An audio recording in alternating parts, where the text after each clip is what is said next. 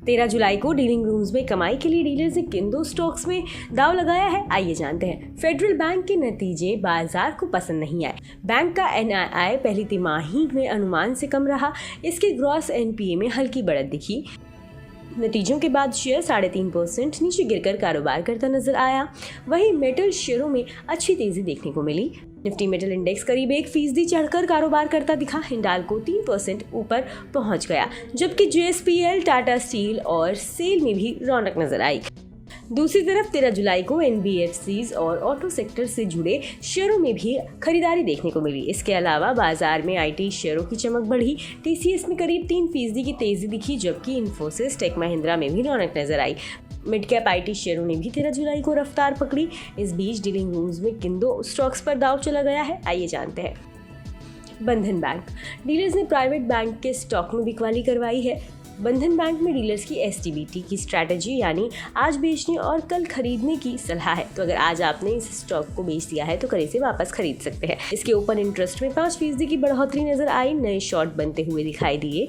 इसके अलावा एचएनआईएस की तरफ से शेयर में बिकवाली नजर आई। एचएनआईएस को 10 से 12 रुपए की गिरावट की आशंका दिखाई दी। जीएनएफसी। दूसरे स्टॉक के तौर पर डीलर्स ने जीएनएफसी के शेयर में भी बियरिश नजरिया अपनाया। डीलिंग रूम्स में डीलर्स ने अपने क्लाइंट्स को इस शेयर में बिकवाली करने की राय दी। उनका कहना है कि बीएएसएफ ने कंपनी के नतीजों का आउटलुक घटाया है। इसके साथ ही घरेलू फंड्स की तरफ से शेयर में बिकवाली देखने को मिली। डीलर्स के मुताबिक ये शेयर नीचे गिरकर 560 से 570 रुपए के स्तर तक जा सकता है।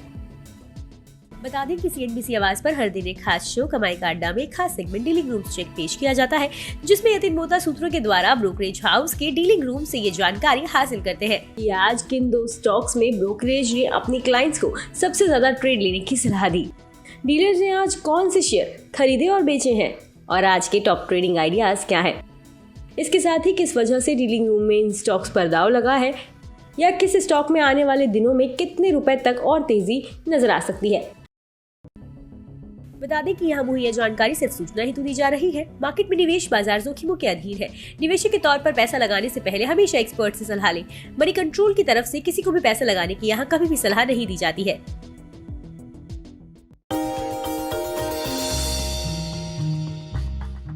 डू यू नो में आज हम बातचीत करने वाले हैं हर घर का चहेता ब्रिटानिया के बारे में। दरअसल ब्रिटानिया आपको आमतौर पे एक बिस्किट कंपनी लगती होगी, लेकिन ब्रिटानिया एक बिस्किट कंपनी ही नहीं है, बल्कि कन्फेक्शनरी कारोबार में एक काफ़ी बड़ी फूड जाइंट के तौर पे आप इस कंपनी को देख सकते हैं। इस कंपनी की शुरुआत 130 साल पहले हुई थी और करीब 295 रुपए में उस समय पर इस कंपनी की शुरुआत की गई थी। सेंट्रल कोलकाता के एक छोटे से घर में इसकी शुरुआत हुई थी और वहाँ से धीरे धीरे एक्सपैंड करते करते आज इतना बड़ा स्केल आप ब्रिटानिया का देख रहे हैं।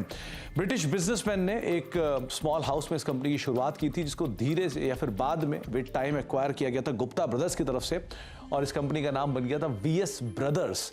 लेकिन विद टाइम इस कंपनी में मल्टीपल चेंजेस हुए ओनरशिप को लेकर, जिसके बाद और फेरबदल हुआ और एक ऐसा भी समय आया 1979 में जबकि नेबिस्को ब्रांड, जो ओरियो के एक संस्थापक के तौर पे जानते हैं, जिनको आप ओरियो बिस्किट को अगर आप जानते हैं तो वो नेबिस्को की ब्रांड रहे हैं, उन्होंने इस कंपनी को एक्वायर कर लिया था। एक मेजर स्टेक करीब 27-28% के आसपास स्टेक वो इस कंपनी के अंदर ओन करते थे। लेकिन जो एग्जिस्टिंग प्रमोटर है वाडिया ग्रुप ने, उन्होंने करीब 1990 में इस कंपनी को एक्वायर किया। तो आप अंदाजा लगा लिए करीब 3 दशक से ज़्यादा का हिस्सा जो है वो एग्जिस्टिंग प्रमोटर्स के पास इस कंपनी का है।